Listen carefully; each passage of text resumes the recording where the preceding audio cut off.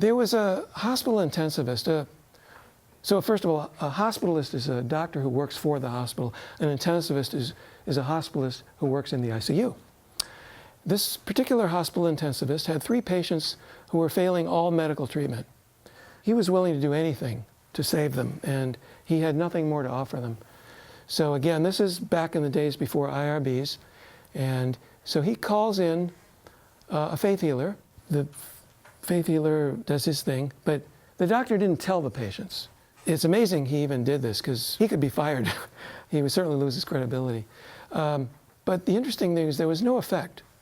The faith healer had no effect.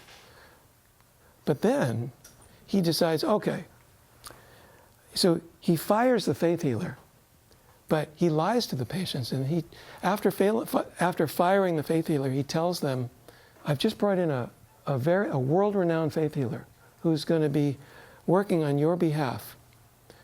And after telling these patients that, they begin to get better, to feel better, and one of them even said she kind of could sense when the faith healer was working on her behalf.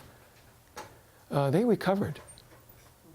So they didn't recover from the faith healer. They recovered from being told by the doctor that a faith healer was working for them. And you know, a lot of people have gone to faith healers and gotten well. It works, but it's not usually the faith healer who's getting them well. It's the belief of the person in the faith healer. If you have absolute total trust in the faith healer, those are the people who can get well.